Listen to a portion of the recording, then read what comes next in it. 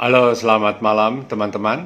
Selamat datang kembali di Jakarta Vintage IG Live.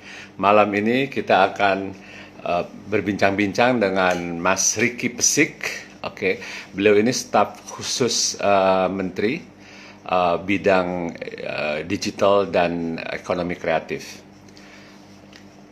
Sebelumnya beliau adalah wakil kepala Bekraf, Badan Ekonomi Kreatif, dari tahun 2015 sampai 2019 kemarin. Oke, ini sebelum orangnya datang, nih sebentar lagi dia akan datang. Saya kenal dengan Ricky ini udah lama sekali karena sama-sama bergerak di bidang advertising, jadi udah lama, udah puluhan tahun kenal. Pernah juga bersama-sama dalam satu organisasi asosiasi, dan kemudian beliau backgroundnya adalah copywriter, kreatif ya. Kemudian menjadi eksekutif atau bos dari sebuah advertising agency lokal yang cukup besar dengan satu citra. Terus selama nggak tahu, kayaknya lebih dari 20 tahun Ricky itu di satu citra ya. Tapi kemudian setelah itu masuklah dia ke Bekraf ya, menjadi wakil kepala Bekraf. Halo, apa kabar? Halo, Om Halo. Lutfi, apa kabar? Oke, teman-teman nih, gua tadinya mau manggil dia tuh Mas atau Bapak atau Kakak, tapi nggak boleh katanya, takut dianggap lebih tua. Aduh, jadi manggilnya Ricky aja. Oke, karena ini kan santai ya, boleh ya. Santai aja. Santai, Oke, santai. Oke. Ini udah banyak sekali loh titipan pertanyaan nih. Begitu tahu bakalan IG Live sama Ricky Pesik. astaga. Oke, jadi macam-macam. Oke, thank you sebelumnya udah mau diajak ngobrol di sini. Oke, Sama-sama. yes, oke. Aku nih IG Live nih Jakarta Vintage ini udah berapa kali ya? Udah sekitar 50. Jadi Oh, 50 produktif apa sekali, narasumber. Kakak Lutfi. Jadi tiap hari. Jadi waktu sebelum puasa itu tiap hari, tiap malam ya, tiap sore gitu. Bikin dan berbagai bidang, berbagai latar belakang. Topiknya macam-macam gitu ya. Walaupun kebanyakan adalah berhubungan sama kreatif dan desain gitu. Hmm. Uh, nah ini mungkin orang pemerintah pertama yang jadi tamu di sini. Dari kemarin pengen ngobrol sama orang pemerintah siapa ya? Oke, oke. Nah, sekarang nih, oke mungkin bisa diceritakan sedikit. Sekarang kan di Kementerian Pariwisata dan Ekonomi Kreatif, oke. Ya, betul. Sebelumnya di Bekraf, Badan Ekonomi Kreatif yang lembaga setingkat menteri gitu ya. Sekarang ini melebur di satu kementerian, oke. Hmm. Balik Ini lagi dulu. yes, balik lagi. Karena yang bilang balik lagi adalah bukan gue. Jadi ini balik lagi nggak dari segi itu, dari sudut pandang ini kayak mundur atau enggak? Gila. Bisa Kalau disampaikan. sebenarnya kalau Satu. Ah, formasinya kan balik lagi sebagai kementerian yang yes, yes, menyangkut pariwisata dan ekonomi kreatif. ya, ya. Tapi kalau kita perhatikan secara struktur berbeda jauh, cukup berbeda Oke, jauh dengan era sebelum ketika zaman di era Bu Mari Pangestu ya kan. oke, oke. Kalau Ya. dulu kan Be- ah, kalau dulu kan betul-betul pemisahan pariwisata dan ekonomi kreatif terpisah betul. Vi, ya, ada ya. ada dua Ah, kedirjenan yang ya, membawahi sektor ekonomi kreatif kan secara khusus dulu. Kalau ya, ya, sekarang ya. hampir di semua kedeputian terkait juga ke bidang ekonomi kreatif. Oh, jadi Misalnya kan kedeputian kita integrated. tujuh tuh. Nah, ada kebijakan strategis. Di dalamnya juga kan menyangkut kebijakan strategis di bidang pariwisata maupun Ah, ekonomi kreatif. Terus oke, ada kedeputian kelembagaan dan sumber daya. oke. Itu juga berlaku untuk dua sektor itu, pariwisata dan ekraf. Ekonomi kreatif. I see, I see. Infrastruktur dan destinasi juga begitu. Hampir Oke, semua lah, oke, 7-7-nya itu terkait dengan dua sektor itu. Jadi oke. kalau sekarang, era sekarang mungkin kita akan melihat, mudah-mudahan tantangannya adalah bagaimana pariwisata dan ekonomi kreatif saling menunjang. Oke, oke, ya, Tuh. ya. Jadi lebih integrated gitu ya sekarang. Iya, harusnya begitu. Oke, Ke depan. oke. Nah, kalau dibandingkan dengan Backcraft, kan Backcraft kan lebih fokus nih dan lembaga tersendiri lebih otonom gitu kan. Hmm. Sekarang gimana? Kan ada pertanyaan ini dan juga ada di berita-berita ya pada saat di bulan Oktober gitu, terutama Oktober tahun lalu tuh beritanya itu kayak oke, prioritasnya udah jelas nih kayaknya pariwisata nih. Oke, ada yang bilang kemunduran juga gitu. Itu bisa ditanggapin nggak? Hmm. Kalau kita mau bilang kemunduran juga bisa ya, itu terlalu dini dan kita nggak lihat Oke. apa Ya, mungkin ya. ini sebuah visi baru yang lebih besar. Oke. Kalau saya ngelihatnya gini, Ah, di 7 kedeputian ada deputi yang ketujuh itu ekonomi digital dan produk kreatif ya kan? Oke. Ya itu malah di struktur yang sekarang sebenarnya kayaknya Ekif cukup cukup banyak ya aspeknya yang ditangani. Oke. Bahkan Ya. ada satu kedeputian yang relatif khusus menangani sektor ekonomi kreatif. Oke. Itu yang Oke. pertama. Ya. Yang kedua, kalau saya sih ngelihat dari sisi anggaran nih, mungkin akan lebih dominan gitu, apakah akan lebih besar gitu. I see. Yang Diband- ketiga, Oke. yang Sorry, ketiga dibandingkan dengan waktu Backcraft. Backcraft, iya. Yang ketiga Segi itu antara. waktu Backcraft dulu, iya. Hah? Yang ketiga itu Oke. waktu Backcraft dulu, walaupun setingkat kementerian kan tetap badan ya. Ya. Jadi dia tidak bisa banyak mengeluarkan tidak bisa jadi regulator. Ah. Kalau sekarang kan jadinya bisa jadi regulator lagi gitu kan. Ya, ya, ya, Jadi ya, kalau ya, ya. misalnya ada hal yang perlu dukungan yang tingkatnya regulasi setingkat peraturan Ah. menteri gitu, Ah. itu bisa Bisa dilakukan sekarang. sekarang. Ya. Oke, oke. Oh, dari segi itu lebih Itu apa lebih. dari segi Ah. itunya ya. Oke, oke, oke. Ya. Nah, kalau dulu kan Tentunya kalau back, sorry, terus. gimana? Sorry. Oh, enggak, terus aja terus. Tentunya Nanti aku. komunikasi atau interaksi atau jejaring yang selama ini sudah terbangun, menurut saya juga baik dari eranya Bu Mari sampai ke era Pak Triawan ketika jadi kepala Backcraft, saya pikir bisa bisa diteruskan ya, bahkan bisa ditingkatkan sebenarnya. Oke. Ini. Oke. Kalau dulu kan waktu Backcraft ada 16 subsektor.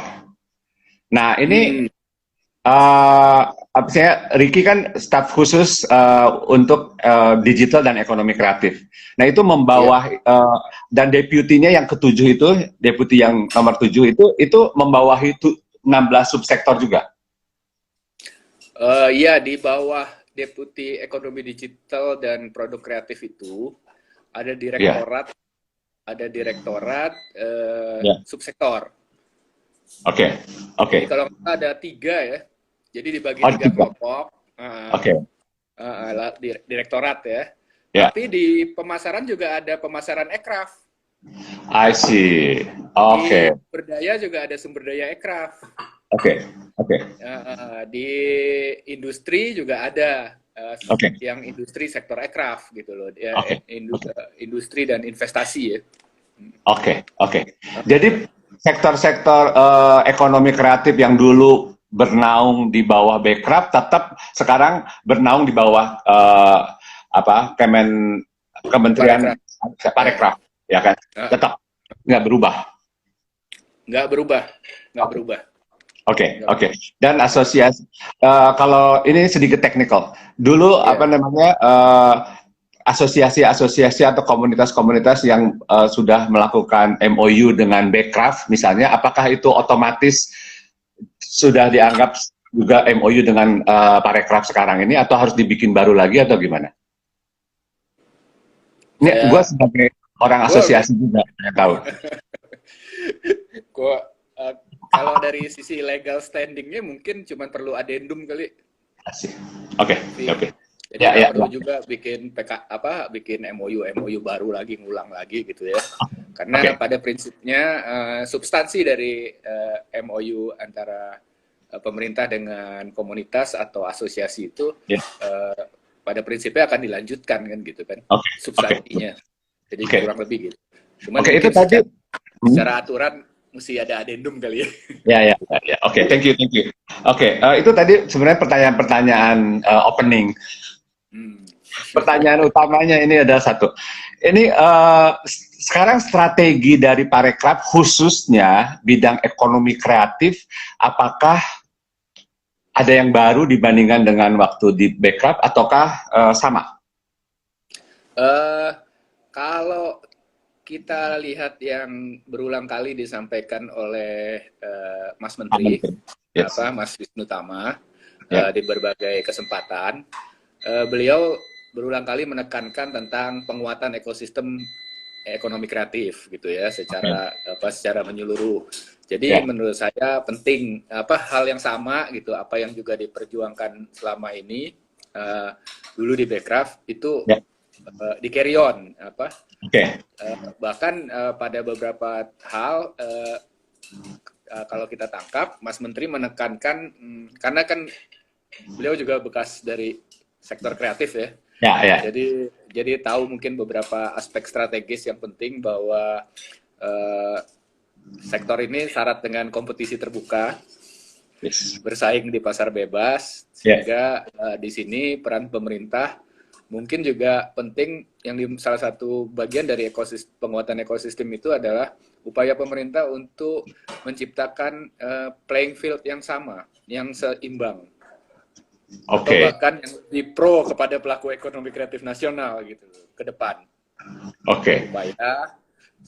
Supaya akselerasi pertumbuhan ekonomi industri kreatif itu bisa lebih cepat gitu kan. Kita tahu kan dalam banyak hal aspek beberapa terobosan regulasi itu jadi penting di sektor industri kreatif ya, terutama yang bisa menghadirkan playing field yang lebih ini ya, yang lebih equal, fair, dan inklusif juga ya. Oke, itu berarti satu keberpihakan gitu maksudnya? Ya persis, itu yang pertama. Yang kedua juga pentingnya berulang kali Mas Menteri menekankan pentingnya kita juga bisa jadi center. Jadi kita jadi hub gitu loh, internasional, supaya kita lebih terlihat di industri kreatif. Dan saya pikir komitmen ini cukup besar ya. Nanti akan diinikan setelah apalagi yang harus diantisipasi setelah era new normal ini ya kan. Oke. Oke. Itu jadi strateginya kurang lebih nggak berbeda dengan yang Bekraf. Jadi banyak yang meneruskan gitu ya. Malah peluangnya dia punya amplifikasi yang lebih besar atau leveling yang lebih tinggi gitu. Karena berbagai ini ya, karena ini kementerian. Terus ini mungkin akan juga bisa mengalokasikan anggaran yang lebih besar gitu ya kan nantinya. Nah, salah satunya juga menurut saya misi itu juga dibawa oleh Mas Menteri dalam kunjungan beliau saat ini ke Bali ya. Ke Bali.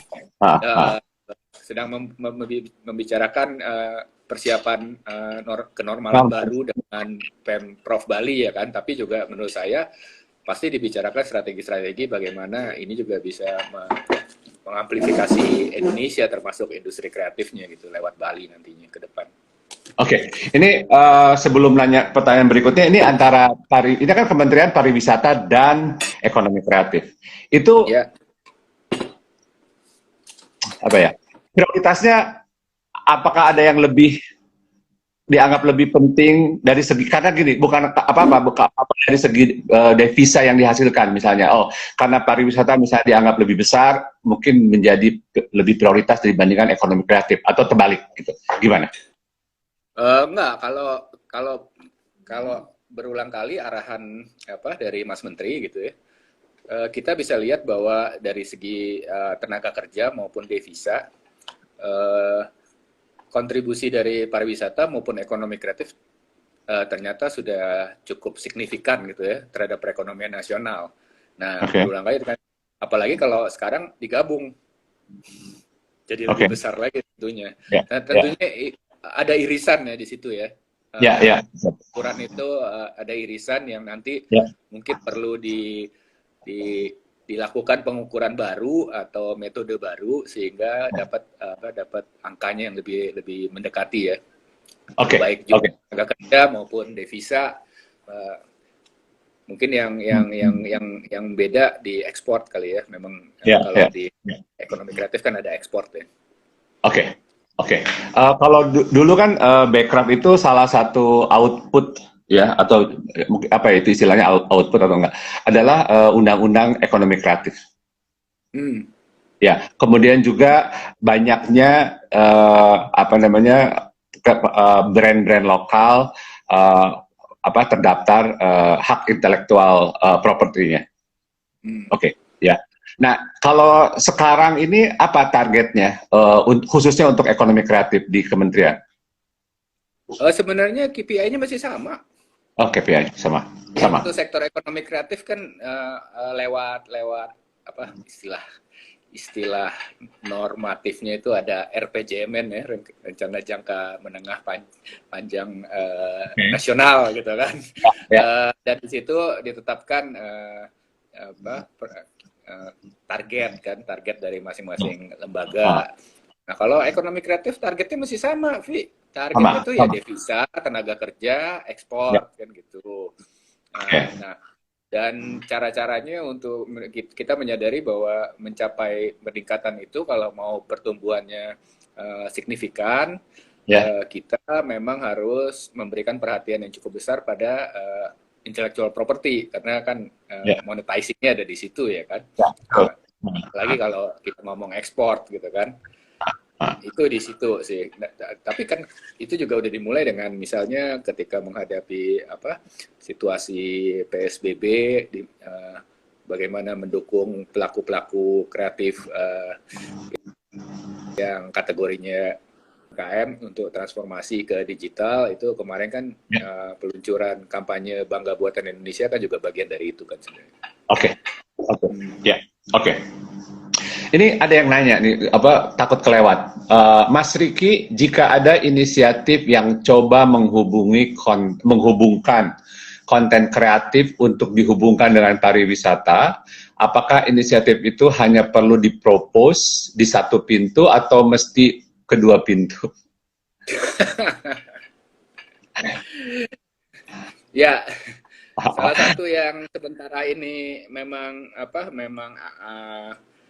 lagi ditata ulang itu adalah adanya mekanisme satu pintu lagi seperti waktu dulu ya kan.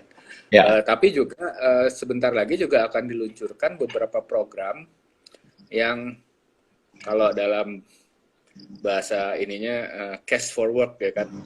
Itu kan bagian dari antisipasi COVID-19 ya kepada pelaku ekonomi kreatif.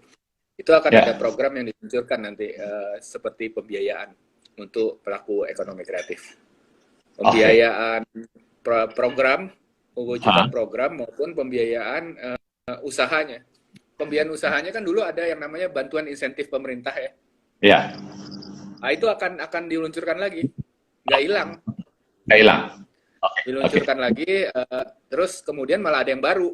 Nanti akan ada namanya nyatakan ID gitu. Jadi pelaku kreatif bisa mempropos proposalnya dalam bentuk program, bikin produk yang tentu nanti indikator ada seleksi ya kan, itu kan open call ya kan, ada seleksi. Nanti kan akan dinilai oleh komite independen. Ada kuratornya. Ya, ada kuratornya. Lalu nanti program itu diharapkan bisa memberikan multiplier efek yang lebih baik kepada lingkungannya. Terutama yang terdampak, ya kan? Gitu. Oke. Kurang lebih sama dong dengan yang satu pintu waktu di Backcraft ya. Maksudnya nggak beda ya. Iya. Tapi kalau satu pintu dulu kan segala macam proposal boleh masuk gitu kan. Proposal pensi aja masuk gitu kan. Iya benar. Oke, oke. Tapi kalau sekarang kan lebih spesifik gitu kan, Oke, oke, masing-masing. oke. Nah, termasuk bantuan program bantuan pemerintah untuk revitalisasi sarana fisik dan digital dari pelaku kreatif juga akan terus jalan. Oh Dulu gitu. kan di Bekraf ada yang namanya bumper ya kan, banyak Iya, kan yang dapat itu kan komunitas yayasan-yayasan iya, iya, atau iya, apa perusahaan non profit gitu ya iya, yang iya, bergerak di bidang kreatif dapat fasilitas langsung untuk iya, revitalisasi sarana fisik gitu ya, iya. perbaikan studionya kayak studionya eh, Butet di Jogja gitu kan, Oke. terus Jatiwangi Art Factory di Tasik, macam-macam lah ya. Asosiasi juga kemarin dapat waktu itu. Iya, Asosiasi. asosiasi-asosiasi juga banyak Ya, yang dapat kan, dapat. Nah, termasuk HDI, HDI. Ya, ADGI, ya kan. Nah itu masih dapat. ada tuh, Masih ada. masih jalan, Oke. masih ada. Oke. Oke, good to know. Ini karena banyak yang nanya ini. Hmm, Oke. ada, tunggu aja. Ini kan karena Oke. penyatuan kementerian dengan badan, Ah, struktur baru, ah. eh, pelaksanaan butuh birokrasi kan, penyesuaian tusi baru lagi, pembentukan kedeputian baru yang harus melalui Kementerian Pan RB, semua Ya, ya, ya. pengajuan lagi ulang ke Kemhum, Kementerian Hukum dan HAM, dan itu implikasinya juga kemudian ke anggaran. Oke. Jadi yang harus diketahui teman-teman juga karena penyatuan ini anggaran di Pak Kemenparekraf untuk 2020 itu baru bisa dieksekusi awal Juni ini. Jadi kemarin dari Januari sampai belum ada anggaran yang bisa dieksekusi Oh untuk gitu. semua program. Kan waktu backup juga dulu gitu ya. Maksudnya setahun itu nggak bisa banyak ngapa-ngapain kan ya. Baru Ya, setahun kemudian gitu loh kan ya. Tahun 2016 baru mulai berjalan tuh ya kegiatan-kegiatan. saya pikir gara-gara ada COVID bisa dipercepat. Ternyata enggak juga. Enggak tahu. Kan otoritasnya bukan di kita itu. Otoritasnya dari Kementerian Keuangan. Kalau dia nggak mau ngeluarin duit gimana? Oke. Nah, itu Rick kan lu staf khusus untuk digital dan ekonomi kreatif. Nah, tadi itu kan kita ngomongin soal ekonomi kreatif. Nah, digitalnya kenapa dipisah? Kenapa nggak bagian dari dulu kan digital kalau salah bagian dari 16 subsektor kan, ada startup, ada game, Justru ada jelas aplikasi. kan sebenarnya waktu di Backcraft itu secara struktur belum secara jelas ditulis digital. Ya, ya, ya. Sebuah visi untuk supaya nanti ke ekonomi digital terutama sih sebenarnya, supaya ada jalan ya ada road nih, ya. rambu lalu lintas yang jelas gitu buat kita. Oh ini memang jalan yang kita mesti boleh masuk gitu kan. Kalau dulu kan belum ada di Backcraft nggak ada nomenklatur digital maupun ekonomi digital nggak ada. Adanya salah satu direktorat dan itu pun terkait dengan infrastruktur ya, bukan ekosistem digital secara luas.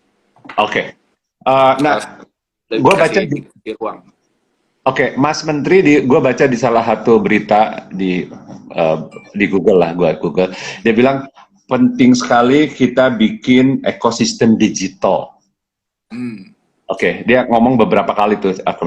Bisa dijelaskan nggak? Ini mungkin teman-teman pengen tahu juga karena apa yang dimaksud, karena kurang namanya juga berita ya, nggak terlalu detail gitu. Apa yang dimaksud dengan apa yang akan dilakukan gitu loh? Bentuknya tuh apa gitu? Ya, sebenarnya kalau kita lihat yang paling penting sih penekanan tentang pentingnya ekosistem dalam hal ini dilihat oleh Mas Menteri adalah justru bagaimana pemerintah sendiri menyediakan ruang ekosistem yang memberi ruang untuk kemajuan pelaku-pelaku ekonomi digital kita, termasuk tentunya perusahaan-perusahaan yang industri kreatif yang tap ke digital gitu. Dan itu kan pasti banyak kaitannya termasuk regulasi ya kan. Ya. Gitu. Sebenarnya ya itu tadi kembali ke yang awal tadi yang gue bilang, Vi. Ekosistem yang kuat itu juga tentunya harus memberi apa level playing field yang lebih baik buat pelaku kita sendiri juga gitu loh. Lebih equal, Ya, lebih fair dan lain-lain gitu. equal. Sebenarnya Oke. kalau di negara lain malah nggak equal, pelaku Oke. lokalnya lebih mewah menikmati Lebih ini. apa ya? Lebih Itu ya. harusnya kan ke arah sana juga kita. Oke. Ya. Nah, oke. Ya misalnya gini, Ah, sederhana lah.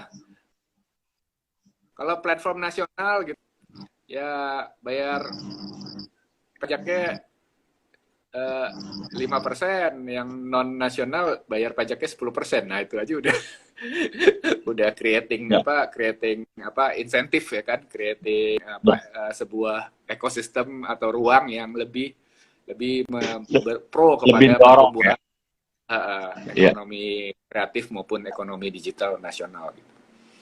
Ya. Oke.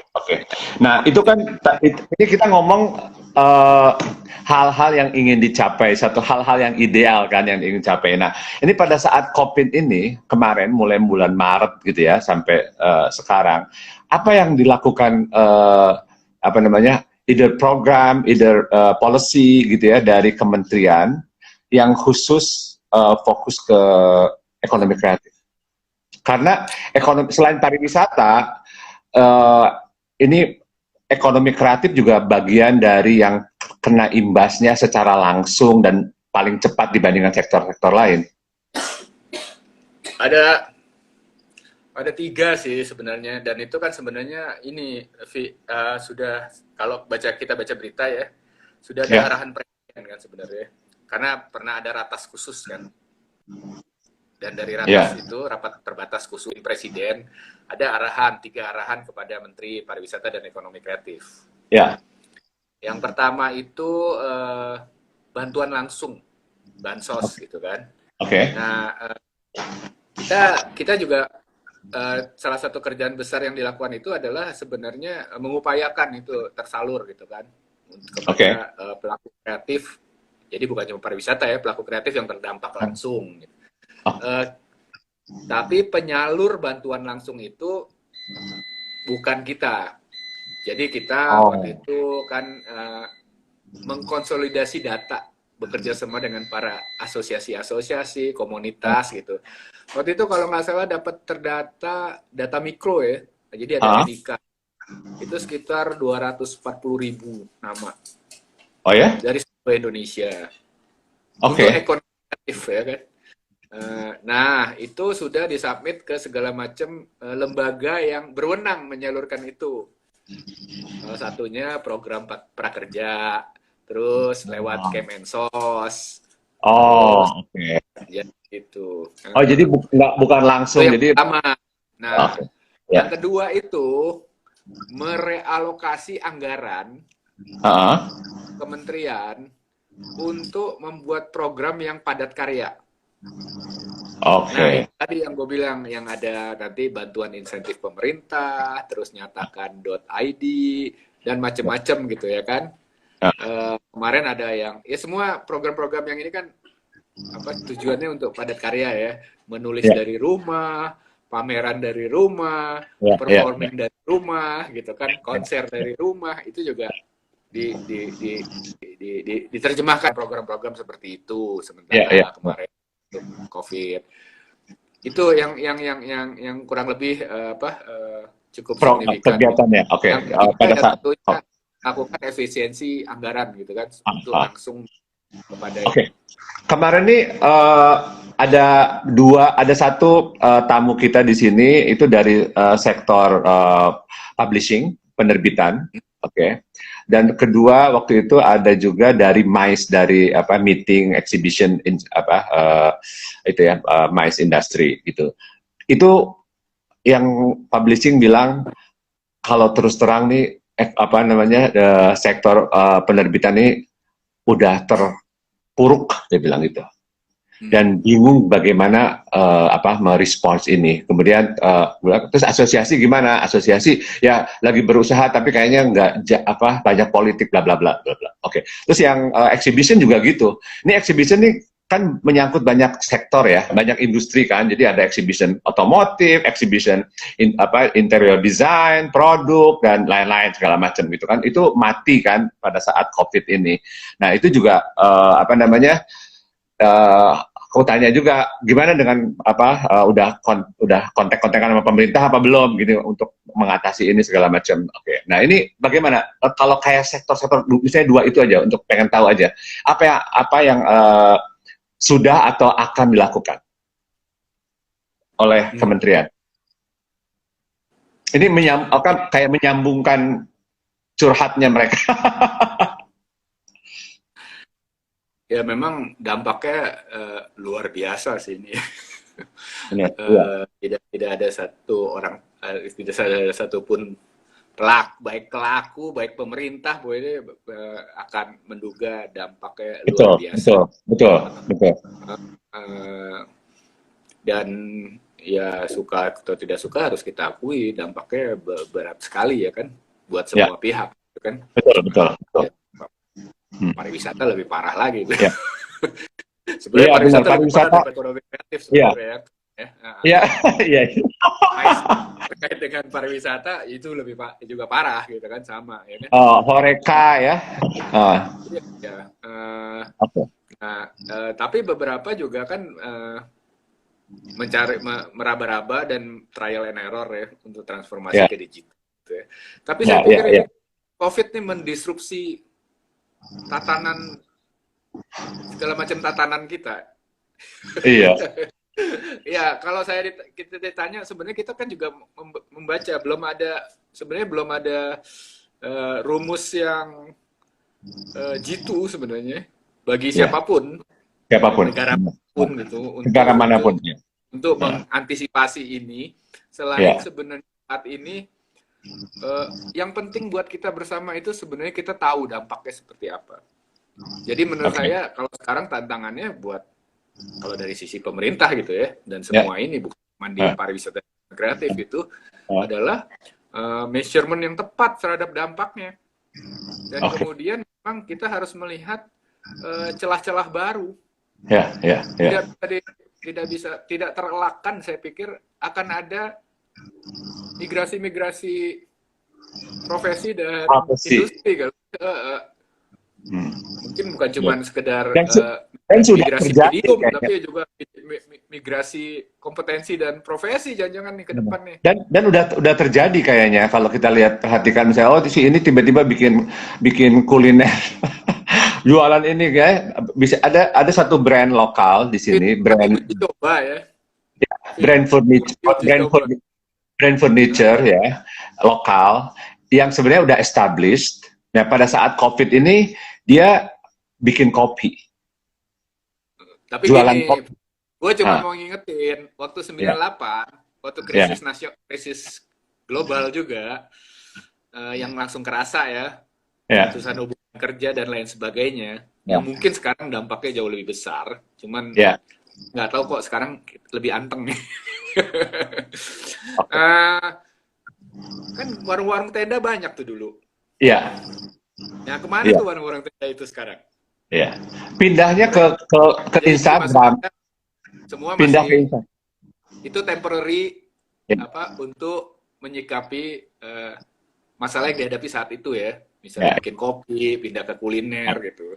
Tapi apakah kemudian itu sustainable, sesuatu yang permanently akan sustainable dia migrasi ke situ, itu juga kan belum tahu.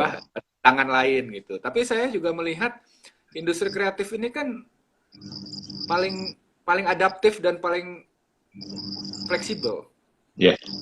Jadi mungkin mereka lah yang paling dulu akan cepat gitu ya beralih. Walaupun tentunya tidak lepas pemerintah perlu menyiapkan betul ya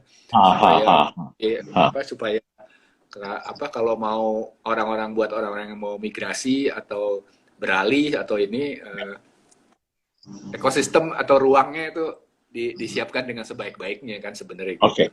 Baik dari segi aturan maupun dari segi regulasi keuangan juga semua pajak segala macam. Nah untuk ini sebenarnya ada pertanyaan, cuma mungkin pertanyaannya mungkin agak dia bilang sendiri kurang relevan, tetapi gua harus menyampaikan ini karena bertanya. Oke, sebentar. Oke. Itu ada say hello tuh dari Lea. Ya, halo Lea. Kangen Backcraft tuh dia kok nggak bilang kangen Parekraf. Oke, oke, kangen Backcraft dia bilang. Oke, sebentar. Oke, bagaimana peluang atau anggaran untuk beasiswa untuk mendukung ekonomi kreatif? Sorry kalau kurang nyambung, tapi mungkin ada info. Ini dari Meidi Naomi. Beasiswa. Ya. Beasiswa LPDP lah. LPDP. Oke. Menurut saya ruang itu juga ini sih. Terakhir waktu saya di Backcraft menjelang di tahun 2019, saya pernah menyampaikan kepada dirjen apa deputi yang membawahi LPDP itu bahwa tolong dong itu dimasukin lagi list-list perguruan tinggi yang terkait dengan industri kreatif gitu kan. Iya. Masuk dalam list LPDP gitu. Iya. Oke. Jadi waktu itu beliau nggak tahu apakah sekarang udah dibuka lagi gitu ya kan. Oke. Tapi kan itu salah satu jalan yang ini, karena kalau yang dari Kemenparekraf mungkin ada ya. Kalau dulu Backcraft mah nggak ada. Tapi kan di bawah Kementerian Pariwisata ada berapa perguruan tinggi bidang pariwisata ya kan? Iya. Apa 8 gitu. Nah, Oke. situ mungkin program beasiswanya juga. Tapi kalau beasiswa yang khusus terkait kreatif belum ada. Oke, ini pertanyaan pertanyaan yang dijadi pembicaraan di beberapa tamu kita waktu itu ya. Jadi kayak gini, COVID ini kan mempengaruhi kalangan bawah ya dan kalangan menengah. Oke, mungkin juga termasuk kalangan atas gitu ya. Tapi kalau dulu waktu Krismon itu lebih langsung ke kayak konglomerasi gitu ya, corporate yang kena gitu ya. Bawahnya kena karena dipecat gitu ya, di PHK dan lain-lain gitu. Nah sekarang ini semua kena. Nah tetapi yang jadi utama, yang jadi fokus utama bantuan, baik itu pemerintah atau korporasi atau brand-brand itu adalah kalangan bawah. Nah kalangan menengah ini itu nggak pernah dapat bantuan. Gitu. Ya, misalnya tadi, lu bilang 240.000 pekerja kreatif mendapatkan bantuan bansos tadi ya. Oke. Nah, sekarang kalau misalnya perusahaan-perusahaan seperti perusahaan gue, perusahaan teman-teman yang punya karyawan sekitar 10, 15 gitu ya, segala macam di Jakarta, segala macam ya, interior design atau arsitek ataukah produk dan lain-lain segala macam, itu kemana dapat perhatian apa enggak atau gimana? Agency misalnya, agency kan juga ada yang 20 orang segala macam. Nah itu gimana tuh perusahaan-perusahaan seperti itu tuh kemana tuh minta tolongnya? Sebenarnya gini, Yes. Kita bisa membayangkan, kita akui kita tidak bisa membandingkan diri dengan welfare state ya. Welfare state tuh ya. Oke. Skandinavia gitu segala macam. Atau seperti Singapura misalnya dapat bantuan langsung setiap orang ya, setiap perusahaan.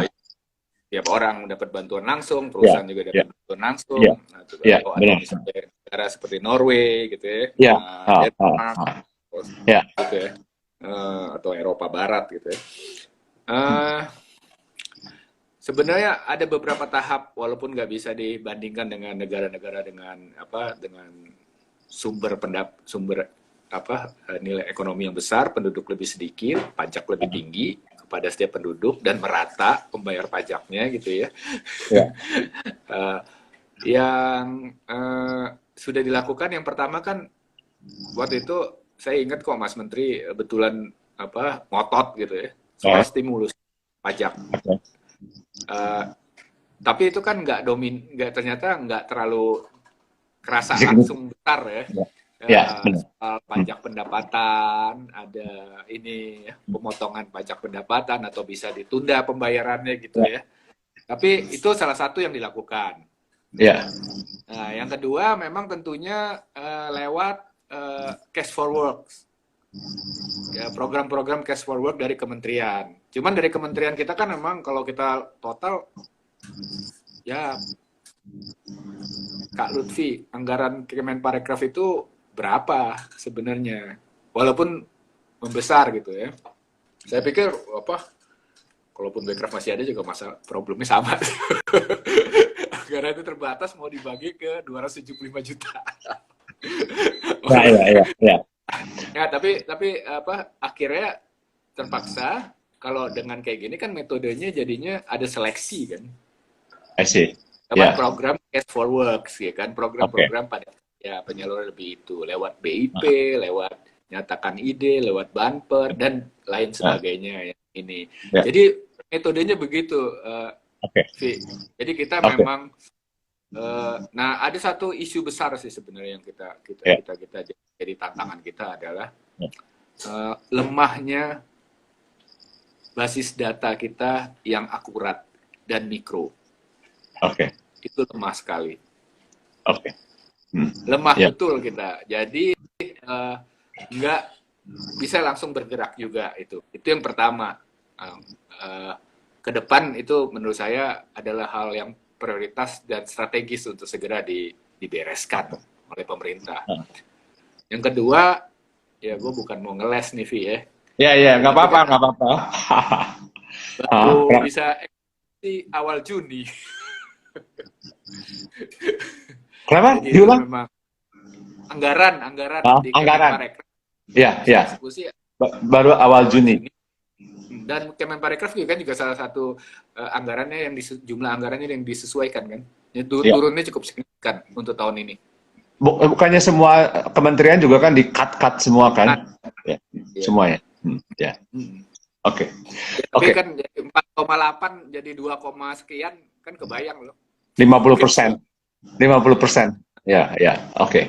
Wow. Bukan kementerian yang punya anggaran di atas 50 triliun gitu. Seperti Ya, ya. Kemendikbud, Kementerian Pertahanan. Ya, ya, ya. Ya kan? Oke. Nah, itu oke. Dari segi anggaran kan besarnya anggaran kan menunjukkan juga tingkat pentingnya sebuah sektor ini. Dulu kan di awal-awal tuh Presiden Jokowi kan selalu bilang bahwa masa depan Indonesia ada di ekonomi kreatif gitu ya, bahwa potensi ekonomi kreatif Indonesia itu besar sekali, bla bla bla bla bla bla. Semua setuju dan semua kayaknya wow, bener banget segala macam. Nah, itu masih nggak sih? Pemikiran seperti itu masih nggak sih di pemerintah atau di Pak Jokowi sekarang ini? Ya, Ini jawabannya saya, boleh normatif, boleh terus terang. enggak, jawabannya enggak. Males jawab normatif. Yang realistis, jangan yang Ya, normatif. realistis ya. Realistis, Pi. Menurut gue di siapapun nanti pimpinan bangsa ini tidak terelakkan masa depannya perkembangan dunia masa depan tuh ada di sana, di sektor Iya. ini. Iya. Ya kan? Ah. Dia akan makin dominan dalam perekonomian global gitu kan. Ya. Dan termasuk perekonomian masing-masing negara gitu.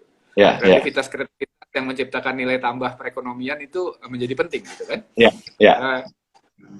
Tapi kalau di kita harus akui ini kan sebuah frasa yang seksi secara di publik gitu ya. Tapi yang penting menurut saya dia harus menjadi arus utama dalam dokumen-dokumen kebijakan pemerintah. Nah, itu yang menjadi PR besar menurut saya ya. Pengalaman gue selama di Bekraf itu salah satu problem besar kita adalah ekonomi kreatif ini belum jadi arus utama di dalam dokumen strategi pembangunan nasional ke jangka panjang. Oke. Sehingga itu menjadi penting gitu loh di situ. Kalaupun ada juga masih kecil-kecil tambahan aja gitu. Banyak. Ya. yang menjadikan program ekonomi kreatif sebagai program tiba-tiba gitu kan. Ya. Tapi kan belum menjadi grand strategi besar. Ya. Nah, itu Ya. yang PR besar. Itu sebabnya waktu itu tentunya hal-hal yang lebih strategis perlu dilakukan sih. Ya kita udah Ya. punya Ya. sekarang goal undang-undang ekonomi kreatif ya kan. Ya. Lalu udah juga ada rencana induk pengembangan ekonomi kreatif nasional Rindekras ya kan dalam bentuk Perpres gitu. Tapi jalannya kan masih panjang. Nanti turunannya ke pemerintah daerah gimana? Ya kan? Sekarang pertanyaan besar saya aja gitu dengan model negara dengan sistem otonomi daerah seperti ini. Coba periksa APBD tingkat provinsi maupun kabupaten. Berapa sih anggaran ekonomi kreatifnya? Jangan-jangan nggak ada malah. Oke. Gitu. Itu satu PR besar yang harus diberesin Ya. untuk jadi harus utama di tingkat policy maker. Itu Oke. kreatif gitu. Jadi kalau dulu kan ada GBHN ya, setiap 5 tahun kan ada GBHN ya dulu ya waktu zaman zaman Soeharto. Ini sekarang ini mungkin kayak ekonomi kreatif tuh belum masuk GBHN-nya gitu ya. Jadi dari presidennya bos, udah. Undang-undang otonomi daerah ini bos. Ya, ya, oke. Dimana sekarang kewenangan daerah itu sangat kuat.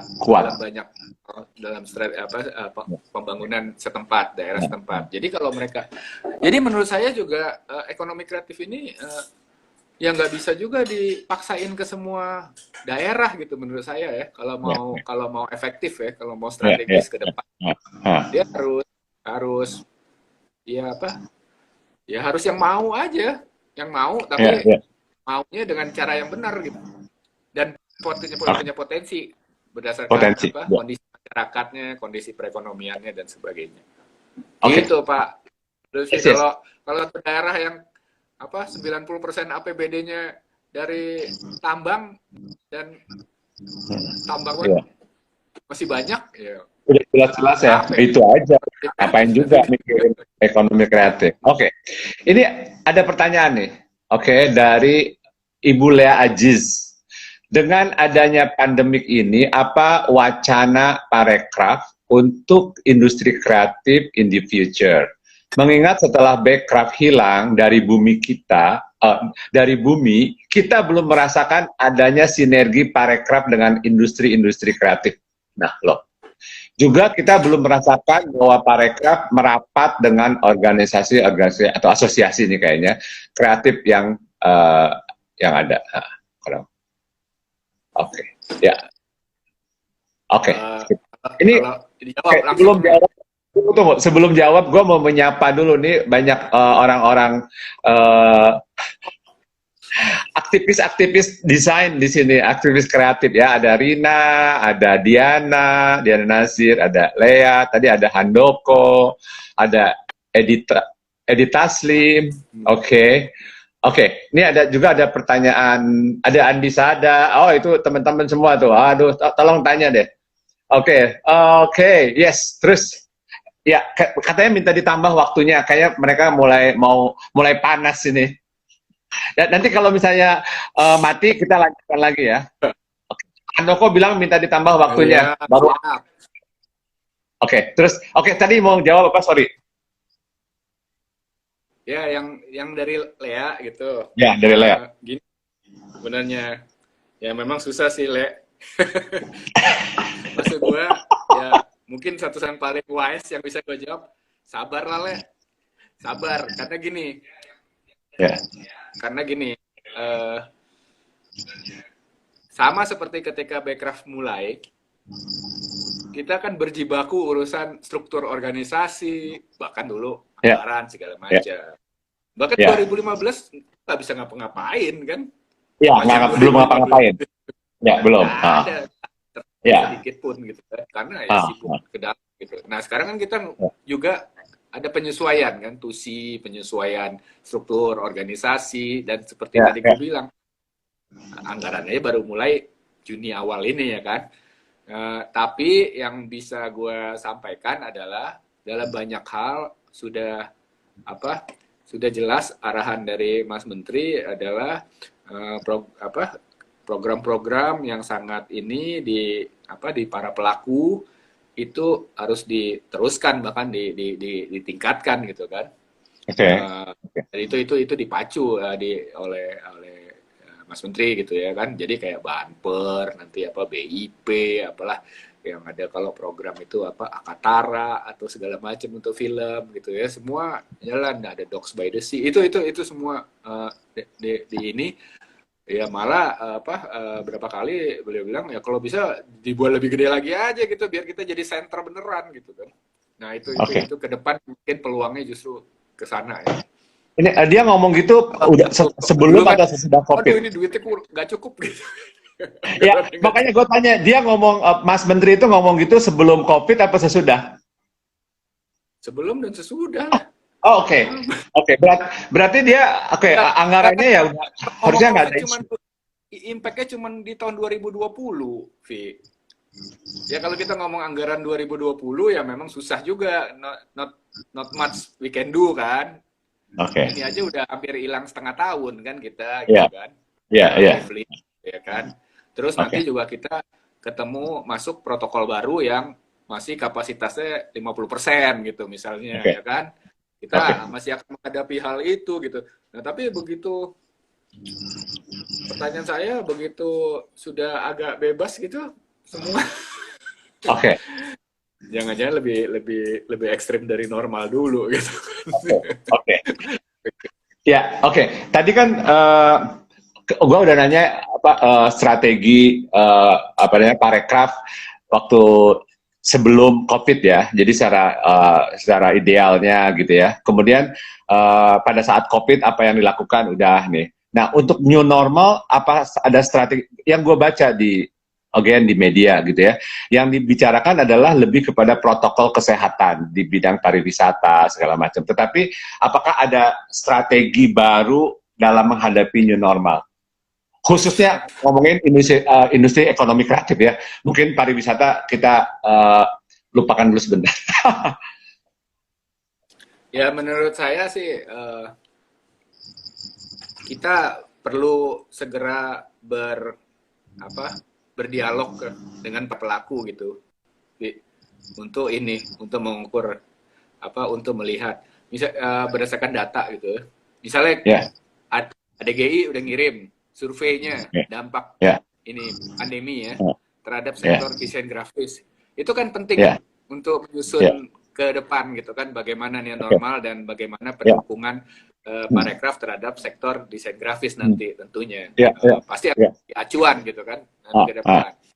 Nah, saya pikir kita perlu melakukan itu daripada kita meraba gitu kan. Kita mesti punya gambaran yang jelas juga dampaknya seberapa besar sehingga itu bisa jadi.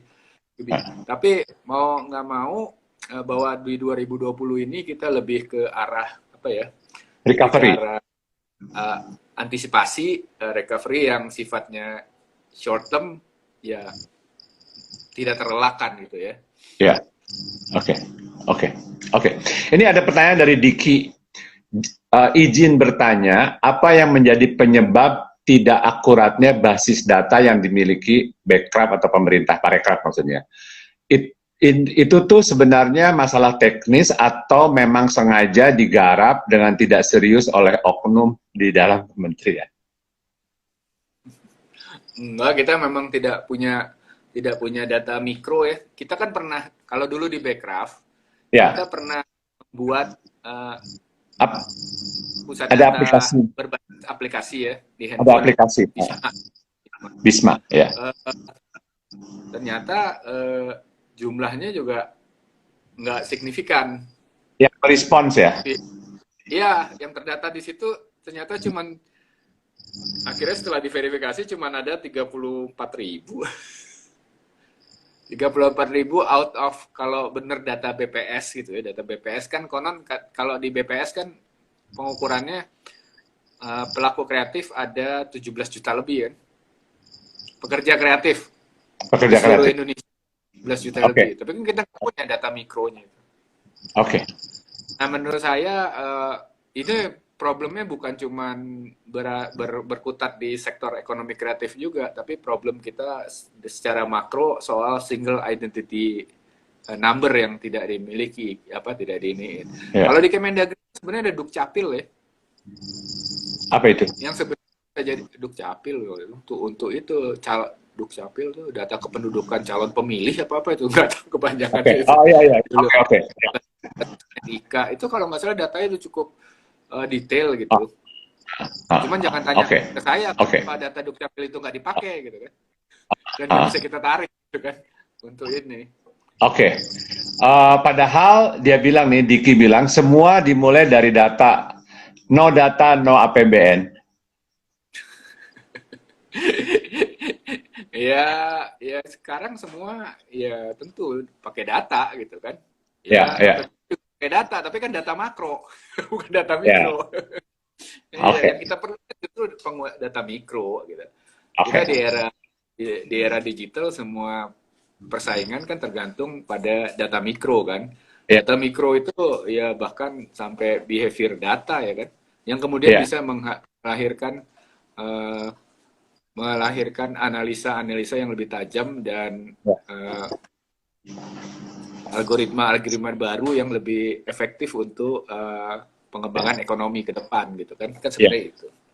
Padahal kan sekarang nih, apalagi kan kependudukan dan catatan sipil kan. Data Dukcapil. Nah itu kalau saya pernah ngintip tuh data Dukcapil tuh lumayan oke. Lumayan oke ya. Oke. Kependudukan dan catatan sipil. Terhubung dengan NPWP segala. Iya. Bukannya sekarang ini dengan teknologi dan banyak aplikasi, banyak startup, seharusnya kan data itu, mengumpulin data itu harusnya kan harusnya lebih gampang lah gitu. Ya gimana? Sebenarnya untuk akselerasi, iya sebenarnya lebih gampang. Single identity number itu kan di era sekarang lebih gampang sebenarnya. Ya betulan, tinggal ya nantilah apa? PR ya. Itu bos besar lah. PR. Karena ini Mas, saya kasih contoh kemarin ada yang aneh gitu waktu yang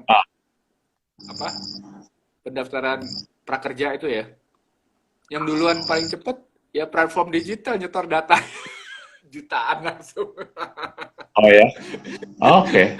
Oke, tinggal tarik di satu folder, berat keluar data mikro sekian juta orang Indonesia yang ada di platform itu gitu kan. Nah, ini kan mestinya saya pikir tadinya tinggal tarik satu folder di Kemendagri gitu kan. Ya. Salurkan semua di Dukcapil. Gitu. Oke. Padahal Mas Menteri, gue baca di media itu bilang bahwa perlunya tadi kan ekosistem digital dan big data. Ini dalam konteks pariwisata sebenarnya, tapi kan relevan juga untuk ekonomi kreatif dan digital juga ya. Nah, itu yang kita belum punya. Dia bilang kekurangannya adalah memang big data. Mas Menteri ngomong gitu gue baca di di media. Oke. Ini sebentar. Ya, oke. Ini kayaknya sebentar lagi mau 1 jam lebih. Nanti kalau putus kita lanjutkan lagi ya. Kalau misalnya lagi putus. Oke. Ini teman-teman kalau ada yang mau bertanya kepada Ricky Pesik, 20 detik lagi. Oke. Kita lanjutkan di session berikutnya. Oke. Mungkin kita lanjutkan setengah jam lah gitu ya. Takut kemalaman. Ini ada besok takut ada dipanggil menteri pagi-pagi. Oke.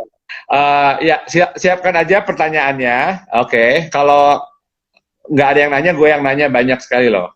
Mendingan yang nanya penonton. Oke, ini bagian kedua dari pembicaraan kita.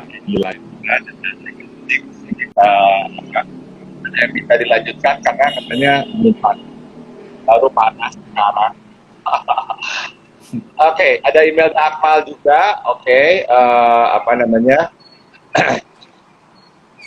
kita banyak nih yang harus ditapa nih, banyak sekali. Wow. Oke, terus ya, ada puding santan. ini Mas Menteri bilang di media bahwa Indonesia recovery-nya itu akan lebih cepat dibandingkan negara-negara lain. Itu benar nggak? Tahun 2001, bukan 2002. Itu apa dasarnya? Lebih pada harapan atau ada dasarnya? Lu baca di mana tuh, Vi? Soalnya gue nggak tahu juga itu. Harapan kali, Vi. Oke. Enggak kan gini, Vi. Itu kan banyak data-data dikeluarkan oleh lembaga internasional, ya kan? Yes. Yang mencantumkan Indonesia sebagai salah satu yang relatively, tapi kan itu dari aspek ekonomi ya. Relatively akan lebih cepat recover. Mungkin itu kan karena perhitungan dari segi market yang besar, terus sektor UMKM yang nggak banyak tergantung pada lending atau perbankan gitu segala macam. Ya kayak krisis 98 lah gitu ya kan.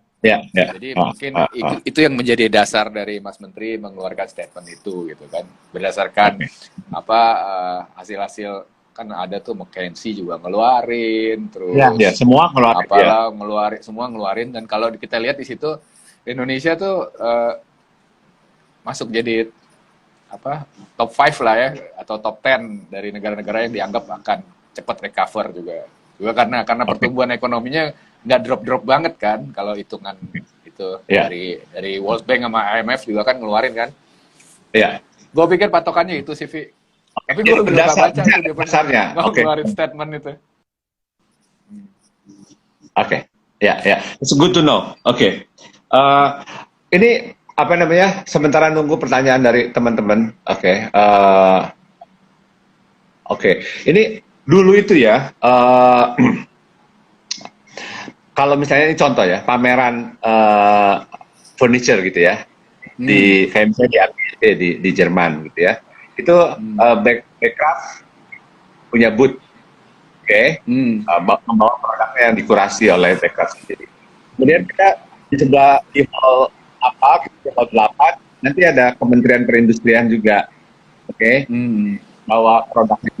Terus ada Kementerian Perdagangan sebelah sana lagi ada Kementerian UMKM dan Koperasi, gitu ya. Itu dan kurang lebih barangnya sama. Mungkin ada yang lebih biasanya Beechcraft lebih well curated gitu ya, lebih desain gitu ya. Kalau yang lain-lainnya gitu. Nah, terus itu akan terjadi lagi nantinya seperti itu gitu ya, atau gimana? Ini kan pertanyaan yang udah pernah ditanyakan, tapi terus terang gue belum pernah dapat jawaban yang memuaskan.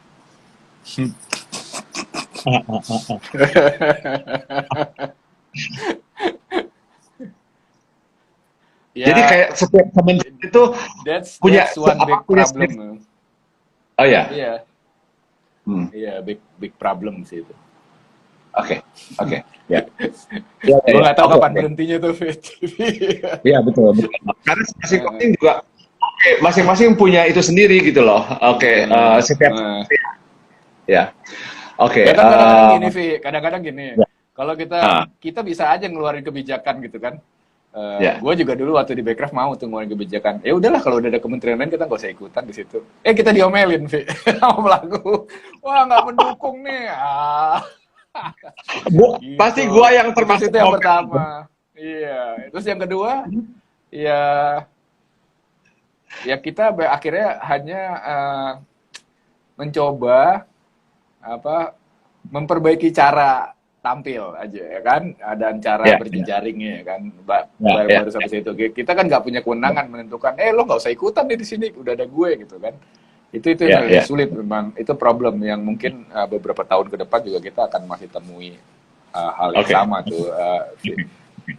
Mungkin saya nggak tahu itu mungkin dari Bappenas atau dari Kementerian Keuangan yang yang mungkin bisa memantau itu dan kemudian menentukan, ini udah satuin aja di mana gitu kan. Dan lebih besar, lebih impactful gitu ya. Iya, dan kemudian juga belum lagi yang ini, kalau beberapa pameran besar aja kan kita eh, juga punya hambatan ketika mengajak gitu kan. Rata-rata kepengen sendiri-sendiri gitu. Saya nggak tahu dalam sistem pelaporan atau sistem pertanggungjawaban itu jadi masalah apa dalam mesin birokrasi kita gitu loh. Berarti kan itu Ya, yang mesti ya, ya. dibenerin dulu supaya keputusan untuk tampil bersama itu juga nanti ketika diukur ya performa si PNS-PNS dan pejabat-pejabat dan kementerian itu bisa masuk ukuran performance juga gitu loh. Walaupun mereka Ya, melakukan ini bersama-sama gitu. Ya, ya. Sebenarnya di situ sih PR. Oke, ini ada komentar dari Mas Hastarjo, ini juga ketua asosiasi grafis juga. Backcraft struktur berbasis ekosistem, Kemenparekraf struktur subsektoral sehingga muncul di banyak deputi. Bagaimana mengintegrasikan agar terbangun ekosistem karena nature birokrasi yang umumnya ego sektoral. Ini pertanyaan bukan komen, sorry. Gimana? Bisa diulang nggak? Oke, gue baca. Yes, oke. Jadi kan dia bilang gini, kalau Backcraft itu kan strukturnya berbasis ekosistem. Oke. Kalau Kemenparekraf strukturnya subsektoral sehingga muncul di banyak deputi. Bagaimana mengintegrasikan ke deputi? Ya. Sorry. Kenapa? Gue korek di tingkat kedeputian, Okay. di tingkat eselon 1. Sorry. Ya. Di tingkat eselon 1, strukturnya itu masih ekosistem. Oke. Di turunan ke eselon 2 dan 3 itu ada beberapa kedeputian yang menangani langsung. Oke. Ya. Tapi kalau di atasnya yang eselon 1 basisnya masih ekosistem. Oke. Misalnya kayak riset dan edukasi ya di kita ada tercermin di deputi kebijakan strategis untuk riset dan untuk edukasi dan pengembangan untuk edukasi tercermin di kedeputian kelembagaan dan sumber daya gitu kan, ada sumber daya. Hubungan antar lembaga juga kan tercermin di kelembagaan ini. Lalu yang pengembangan itu tercermin dari misalnya di deputian ekonomi digital dan produk kreatif gitu kan. Jadi masih ada di level atas. Nah, tapi di bawahnya ini kan subsektor gitu juga. Oke. Mungkin juga penting masih tetap ada nomenklatur subsektor itu entah di level eksekusinya, di level eselon 2 sampai 3 itu karena selama ini kan juga susah kita memisahkan itu bahkan ke stakeholders sekalipun gitu ya kan. Oke. Stakeholders juga kan nggak mau dianggap nggak ada sektor. Misalnya kayak Luffy gitu, protes kali pertama begitu. Udah Vi, desain interior jadiin satu aja lah, semua desain gitu. Nggak mau, langsung beda ini desain ini. Nah, dengerin tuh, Mas. Mas Tarjo dengerin tuh. Lu mau nggak digabung sama arsitek? Oke, udah. Jadi ego sektoralnya itu gimana? Dia sebenarnya mempertanyakan ego sektoral sih. Ego sektoral di mana? Di sektor ekonomi kreatif ya apa di sektor pemerintahan? Di birokrasi. Birokrasi. Itu kan dari birokrasi ya, itu karena masalah anggaran kali ya. Penguasaan anggaran. Gua ada satu kalimat yang agak norsi. Oke, nggak apa-apa. It's okay. Ya, ngerti. No problem. Itu adalah sebuah jalan panjang dan berliku mengejawantahkan reformasi birokrasi. Iya, benar. Ya. Jadi maybe we need a few years lah gitu, Pak Lutfi untuk terus memperjuangkan dan berproses menuju model birokrasi yang lebih lean dan lebih adaptif terhadap industri kreatif ya. Ya. Kita bayangkan birokrasi aja sering dianggap lambat untuk sektor-sektor yang sangat established, gitu, yang sangat kaku, rigid gitu kan. Ya. gimana terhadap sebuah industri yang begitu dinamis dan berubah-ubah Ya. seperti industri kreatif Ya. kan gitu. Indonesia That's one kreatif of ya. the change. Ya. Ya. Oke, sebenarnya kalau dulu kan Bekraf kan bukan kementerian ya, tapi selevel kementerian, jadi lebih badan lembaga ya, sebuah lembaga. Itu tuh gua ngelihat dalam hal birokrasi itu memang lebih apa ya, lebih responsif gitu ya, dibandingkan misalnya dengan kementerian.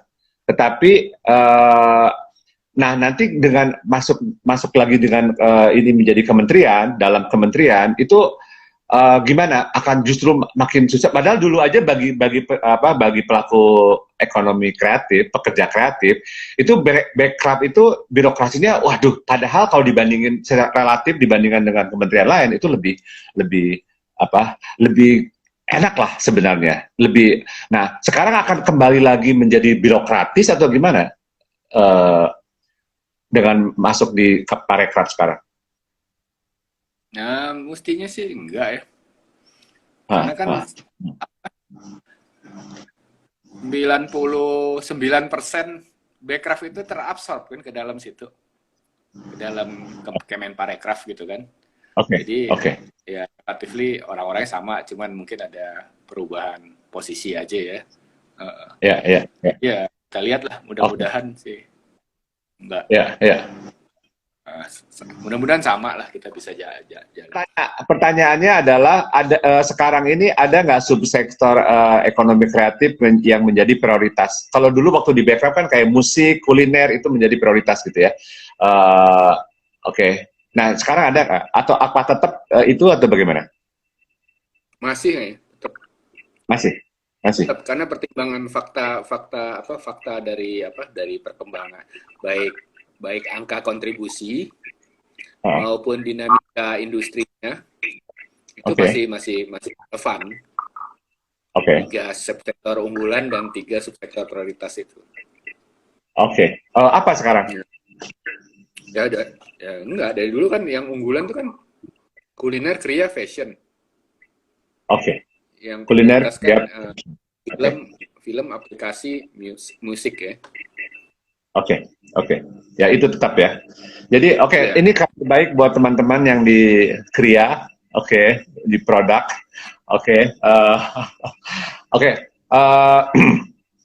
Oke, ini kalau ada yang mau bertanya silahkan. Ini Sisi yang selalu bertanya. Kalau sekarang nggak nanya, awas ya. Yes. Kalau untuk marketing di ekonomi kreatif itu nanti akan ada seperti biasa program-program yang sebelumnya dilaksanakan, pameran di luar negeri, pameran di dalam negeri, segala macam itu akan tetap dilakukan. Ya. Oke. Yes. Oke. Ya ini soalnya pertanyaan yang lewat Japri, ingin banyak yang nanya gitu. Teruskan nggak sih di Maison, teruskan nggak sih Salone, teruskan nggak kayak gitu pertanyaannya. Jadi itu sambil menunggu normal juga gitu ya. Apa? Mesti diterusin. Terusin. Oke. Yes. Oke. Malah mungkin kalian akan diminta coba bikin sekelas itu di kita. Oke. Gitu. Oke. Ya. Oke. Malah begitu kan mungkin. Oke. Masa kita terus-terusan namu. Iya, benar. Oke.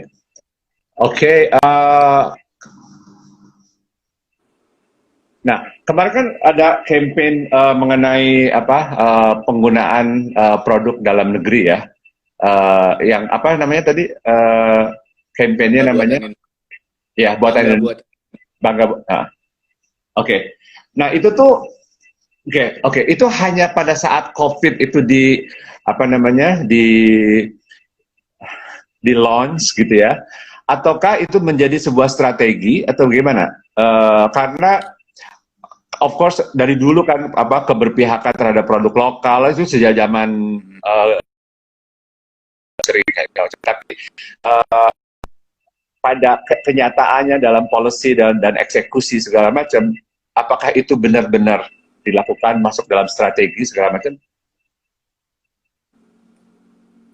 ya ini memang supaya nggak mengulangi kejadian yang sama. Ya. Ini coba dilibatkan semua kementerian dan lembaga yang ini dikoordinir oleh Kemenko Marves katanya, Kemenko Maritim dan Investasi itu. Pak Luhut mengkoordinir nih, bangga buatan ini. Ya. Ya. Jadi sekarang sudah tentu ini bukan cuma buat COVID aja gitu ya kan. Idenya kan sebenarnya apa? Dalam rangka salah satu strategi buat perekonomian nasional kita selamat dari COVID dan lebih resilient terus ke depan, ya ekonomi kan penting gitu kan. Jadi supaya idenya kan gitu, ide besarnya bangga buatan Indonesia, ide besarnya adalah mendorong self ekonomi antar negara gitu. Tentunya banyak aspek untuk salah satu tentunya partisipasi kementerian-kementerian dan lembaga-lembaga besar di bidang bisnis dalam gerakan ini bangga buatan Indonesia ini yang lagi dikoordinir. Akan ada program bergantian yang diluncurkan oleh kementerian atau badan berbagai ini. Salah satunya yang signifikan itu LKPP mengubah ide negara di e-katalog. Ada dua hal, memprioritaskan dalam e-katalog, mempercepat kemudian. Yang kedua, menaikkan nilai bisa sampai 200 juta. Nilai belanja terhadap itu. Jadi itu kan signifikan kan bolak-balik kritiknya. Nyuruh-nyuruh orang beli buat aja, pemerintah sendiri nggak belanja kan. Nah, itu lewat LKPP sudah didorong juga. Tapi masih banyak lagi aspek-aspek lain yang akan dikerjakan. Oke, jadi beneran ya. Jadi ini beneran bukan hanya sebagai jargon-jargon aja gitu ya. Untuk dia jatuh jadi jargon apa tidak ya mesti dikawal terus nih. Oke, ini teman-teman tolong dikawal ini ya. Mungkin nggak usah disuruh sih teman-teman, nggak usah disuruh juga, mereka udah kritis kok, tenang aja. Oke, orang-orang kreatif kan sangat kritis. Oke, ini ada pertanyaan dari Mas Chandra. Mas Chandra ini dari Gramedia KPG. Oke, Kepustakaan Kompas Gramedia KPG. Oke, Mas Riki, apakah ada bagian dari kementerian Anda yang bisa menghubungkan dengan kementerian lain yang memang pas untuk dihubungkan, tetapi tetap dalam koridor ekonomi kreatif? Oke. Maksudnya boleh lebih jelas nggak, Mas Chandra? Oke. Lu nangkep nggak pertanyaannya? Oke, ini ada pertanyaan dari, kita lagi ngomongin apa ya? Pertanyaan dari Mas Chandra dari KPG, dari Gramedia. Oke. Pertanyaannya, ini terus terang, dalam soal pangan dalam konteks kebudayaan. Oke. Pertanyaannya adalah, apakah ada bagian dari kementerian yang bisa menghubungkan dengan kementerian lain, gitu loh. Misalnya kayak koordinasi gitu atau sinergi. Oke, yang memang pas untuk dihubungkan, tetapi dalam koridor ekonomi kreatif. Misalnya pangan dengan kebudayaan.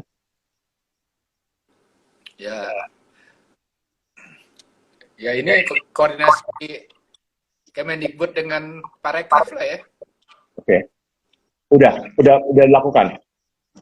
Belum sampai masuk ke situ, belum masuk sampai ke wilayah situ. Belum ya.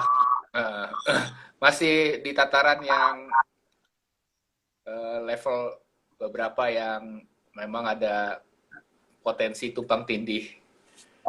Tumpang tindih tugas dan fungsi.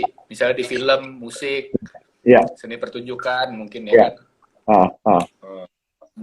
Tapi kalau pangan, misalnya kalau kita bicara sederhana soal ini, soal penanganan bidang, mestinya seamless, bisa masing-masing menangani bidangnya, Tapi secara Oke. otomatis harus secara seamless mesti bisa terintegrasi idealnya ya, Vi Ya, ya. ya, ya, Di wilayah itu wilayah hulu. ya. Nanti begitu di hilirnya, ketika kita ngomong soal pemanfaatan yang memberi dampak ekonomi, nilai tambah, itu kan mestinya di ekonomi kreatif gitu ya. Tapi Oke. kalau di bidang apa pengembangan dan lain sebagainya yang sifatnya di bagian hulu itu mungkin di kebudayaan lebih tepat mestinya nantinya. Ya, ya, ya. Tapi Oke. tentu ada beberapa aspek dia memang mesti disinergikan atau Oke. paling tidak komunikasi. Oke. Ini kayaknya nih, misalnya ini Mas Chandra ini pernah ngomong sama gue. Ini salah satu tamu Ya air. elah Mbak Diana mau nanya tapi malu. Nanya aja Mbak, gratis loh. Dia mau dipaksa kalau Diana. Oke, nanyanya dia japri nanti. Oke, Mas Chandra ini yang dari KPG ini jadi punya kegiatan. Oke, Tapi lu kegiatannya itu udah siapa? Oh, Penny halo. udah. Calon tamu kita nanti mendatang nih, Imelda Akmal yang rajin sekali ber-IG live terus juga. Oke. Ya, oke. Ini Mas Chandra dari KPG Gramedia ini jadi punya kegiatan, oke. Jadi kayaknya mau punya komunitas yang mengenai pangan kalau nggak salah ya. Nah, kemudian dia bingung kayaknya, ini kalau gue punya proposal nih, gue dibawa ke Parekraf atau dibawa ke Kemendikbud gitu loh maksudnya mungkin. Gitu.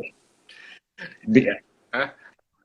Iya. Mau jawaban saya sebagai teman ya, bukan sebagai orang Parekraf. Iya, sebagai teman. Mas Chandra kirim aja kedua-duanya. Gitu dong. Oke. Yes. Benar, gue setuju. Oke. Pertanyaan dari Sisi. Oke. Sisi nanyanya adalah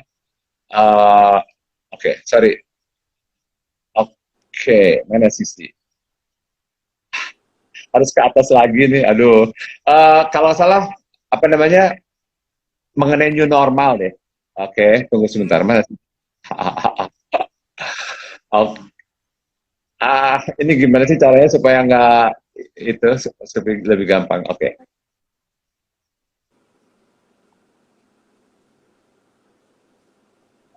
Susah nih. Oke, mungkin ya,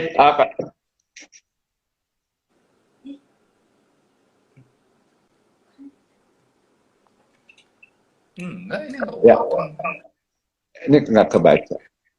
Untuk menjaga, oke, sekarang kirim proposal. Oke, dari Imelda Akmal. Oke, pertanyaan yang tadi gue tanya sih, itu masih ke satu pintu nggak kalau kirim proposal, kata email. Itu pertanyaan dari... Belum, nanti ada satu pintu baru. Oke, baru ya. Oke. Sisi nanya mengenai tsunami ekonomi, itu gimana Pak Parekraf mengantisipasi langkah-langkah apa yang akan dilakukan oleh Parekraf untuk mengantisipasi tsunami ekonomi akibat COVID ini? Itu pertanyaan dari Sisi. Ancang-ancangnya apa katanya? Berat betul itu pertanyaan. Iya. Saya pikir itu mesti ini sih nanti karena menurut saya semua kementerian dan lembaga juga sekarang sedang menyusun ya menyusun rencana baru. Mungkin itu nanti akan tercermin dalam dalam postur anggaran dan program anggaran 2021 ya. Oke. Dan tentunya juga semuanya kan harus diintegrasikan ke Bappenas gitu kan. Ya. Menurut saya ini bukan cuman kerja saya nggak punya jawaban, belum punya jawaban yang persis tentang apa yang akan dilakukan untuk tsunami menghadapi tsunami ekonomi ini. Tapi saya justru ada sejumlah ini menurut saya ini kesempatan sebenarnya kalau dari sisi pemerintah untuk mengintegrasikan banyak hal supaya ke depan lebih efektif gitu ya kan. Dan ini kuncinya memang pada perencanaan pembangunan nasional ke depan gitu ya kan. Bagaimana nih integrasikan supaya tidak lagi ada tumpang tindih. Dulu kalau zaman kita masih istilahnya masih gamblangnya kalau selama kita punya banyak duit nggak perlu hemat-hemat kan ya mungkin suka-suka aja gitu kan. Tapi kan sekarang kan mesti belanjain dengan lebih efektif ya kan. Lebih smart. Itu penting. sekali. Yang pasti adalah pemerintah itu menghadapi persoalan besar untuk penghematan dan efisiensi uh, anggaran pemerintah ke depan. Gimana kalau dulu kita spend 100 dapat 150, sekarang kita spend 100 mesti dapat 300 kan, supaya lebih efektif gitu terhadap perekonomian kita kan gitu. Sama kayak kerja di agensi kan, V. Kalau kerja di agensi malah terbalik. Kalau dulu kita kerja 4 jam dapat 100, sekarang mesti kerja 40 jam baru dapat 100 kan gitu. Iya, untuk dapetin 100 sekarang susahnya setengah mati ya. Dulu kayaknya gampang. Gitu. Aduh, oke. Tantangannya ke depan, saya pikir itu dari sisi pemerintah ya. Dan Tapi itu kan satu cara memang integrasi supaya tidak kejadian seperti yang lu bilang tadi, Vi. Satu pameran gitu kan bayarnya nggak murah gitu ya. Iya. Ada 5 kementerian dengan profil tampilan yang kurang lebih sama jeleknya maksud gue. Nah, Backcraft selalu lebih bagus, serius sih, lebih bagus, selalu lebih bagus. Ya, tapi kan nggak cukup. Ya. Aja sekedar itu aja. Ya. Oke, tadi Sisi bilang gini, kenapa dia nanya itu karena kan anggarannya kan tersedot untuk COVID-19, anggaran kementerian. Terus maksudnya dia bingung gimana mau melakukan banyak program padahal anggarannya tuh banyak kepotong gitu loh. Masa enggak sih. Maksud saya posturnya masih sama. Cascading dari postur besarnya juga kan masih sama. Apa yang disubmit oleh kementerian-kementerian kepada Bappenas dan kepada Dirjen Anggaran kan kurang lebih struktur anggarannya sama. Karena apa? Karena struktur organisasinya kan juga belum bah gitu kan. Oke. Ya itu lebih atas ya pertanyaan gue kalau mau lebih efisiensi yang lebih gila-gila. Jangan-jangan kita mesti bah kementerian gitu misalnya. Iya benar-benar. Kalau mau lebih efisien, nah saya nggak tahu. Oke. Itu pertanyaan yang lebih besar, besar daripada bidang dan ekonomi kreatif. Oke. Ini ada pertanyaan dari Pak Sony. Oke, Pak Sony ini salah satu kurator untuk kemarin Maison, pameran di Paris kemarin ya. Backcraft dulu desainer sentris, tetapi diukur hasil devisa yang diperoleh. Oke, PDB ingat nggak? Tetapi desainer yang masih dalam binaan perlu waktu sampai bisa menghasilkan devisa. Jadi desainer itu perlu waktu gitu ya. Jadi akan selalu terjadi penilaian yang tidak akan bagus.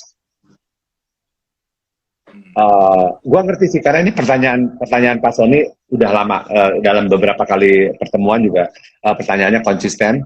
Jadi pada saat melakukan kegiatan misalnya dengan Backcraft, selalu pameran di Paris gitu misalnya, pertama kali nih pamerannya di Paris pertama kali kan, tapi terus udah harus diukur dengan berapa jumlah yang dapat buyers, berapa PDB sumbangannya terhadap PDB gitu kan. Padahal desain itu perlu waktu gitu ya, desainer apalagi yang pertama kali pameran itu kan perlu waktu untuk beberapa kali pameran baru bisa menghasilkan gitu. Jadi pasti akan setiap pameran itu kalau ukurannya itu devisa tadi itu penilaiannya pasti tidak akan bagus. Itu maksudnya Pak Sony. Semoga betul ya Pak Sony ya. Oke, silakan Bapak Riki. Ya, susah gue jawab ya. Karena ukurannya ekonomi kreatif ya bos. Iya. Yang KPI-nya memang ekspor, ekonomi kerja dan PDB ekonomi. Ya mau nggak mau ukurannya begitu. Dan pertanyaan saya untuk lembaga-lembaga lain gitu ya. Kan ini kan bienal, ini kan memang pameran dagang. Maison itu pameran dagang, ini bukan kayak Venice Biennale gitu kan. Itu ya mau nggak mau ada pengukuran gitu, tapi kan ada ruang yang diberikan untuk dipahami bahwa ini juga ada ya artistik, wilayah konsistensi dan lain sebagainya gitu. Tapi ya pengukuran itu harus ada dalam pengukuran ekonomi gitu ya. Mungkin targetnya aja yang diinikan ya kan, yang dibikin bikin lebih realistis gitu kan. Ya, oke. Kan Oke. cuma sekedar laporan hasil penjualan dari sebuah pameran dagang, masa nggak boleh? Artinya saya gitu. Ya, Masa itu mesti dihilangkan dari sejak awal? ya, Pertanyaan saya juga, ya kan, mungkin aja targetnya dibuat lebih realistis ya. dan disadari bersama bahwa ini bergantung pada konsistensi kita, pada apa perkembangan jejaring kita dan Ya. seterusnya, tentunya kan gitu. Ya. Dulu kan KPI dari Tapi setiap saya pikir pameran itu masa komponen itu harus dihilangkan. Oke, oke. Ya, dulu kan setiap KPI setiap pameran itu kan adanya dua KPI, yaitu market share sama adanya transaksi gitu kan ya. Dan itu memang nggak bisa dihilangkan karena itu bagian dari marketing, apalagi kalau pamerannya di trade fair gitu kan ya, di pameran dagang gitu ya. Gitu. Dan pertanyaan Kalau berikut, pameran dagang, workflow juga ya, soal ya, transaksi kan. ya, Masa di pemerintah, di swasta juga begitu kan. Gitu. Di ya, pameran dagang kan ya. tim salesnya atau yang ikut eksibisi kan mesti kasih laporan. Ya, oke. Masa pulang cuma ditanyain oleh-olehnya mana? Oke. Misalnya kayak Indofood atau siapa gitu, Unilever gitu ngirim pameran gitu. Masa tim salesnya balik dari ikut pameran terus dia bilang, mana oleh-olehnya? Kan enggak, tanya lu, dan apa aja lu, berapa hasilnya? Atau lu kalau dapat kontak siapa aja kan? Oke, Pak Sony juga pertanyaan berikutnya, apakah sekarang akan terjadi perubahan strategi dan kebijaksanaan Untuk yang dalam seperti hal saya bilang, indikator KPI sektor ekonomi kreatif masih sama seperti Backcraft dulu ya, dan sama sebenarnya seperti Parekraf dulu, ya, Pak. Cuman bedanya struktur organisasi yang menjalankan agak berubah kan gitu. ya, ya, ya, Ya seperti waktu zamannya pindah ke Backcraft kan agak ya, berubah, ya, tapi KPI tetap 3 itu kan. Nah ini ya. juga sama dari Backcraft ke Parekraf lagi, KPI tetap sama yang ditetapkan, strukturnya agak mengalami modifikasi kan gitu. Oke. Tapi Oke, tetap ada sama semua komponen, pemasaran aircraft, ya, riset aircraft, pendidikan, pengembangan sumber daya aircraft, industri, investasi. oke. Ini usulan kayaknya dari Pak Sony. Kalau gitu yang dibawa jangan desainer yang pemula, supaya maksudnya lebih tahu pasar lah, kurang lebih. Itu mungkin. Setuju saya dengan Pak Sony. Ya, oke, thank you. Setuju, Oke, harus ini ke depan. dari Celia Ini Maya. orang-orang seperti Lutfi nih nanti yang akan menentukan. Orang-orang seperti Lutfi, Mbak Diana nanti. Ada Diana. Jangan kirim pemula, Vi. Ya. Ya, ada Diana. Oke. Program efektif dan efisien yang seperti apa menurut Bapak kondisi saat ini? Oke, ini dari Celia. Oke, program efektif dan efisien yang seperti apa yang bisa dilakukan dalam ekonomi kreatif mungkin maksudnya saat ini. Oke. Oke, ya. Ada Sinta Bubu. Ya Halo. sekarang sebenarnya challenge kita kalau di pelaku kreatif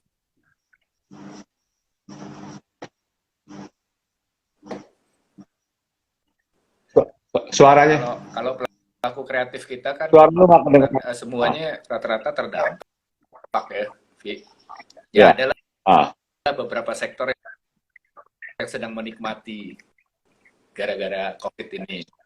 Ini ada Bapak Dirjen Kebudayaan. Halo, Pak Dirjen. Mas Fei. Oke. Tadi boleh diulang nggak? Sorry banget, karena tadi nggak kedengeran. Jawabannya aja. Soal yang mana nih ya?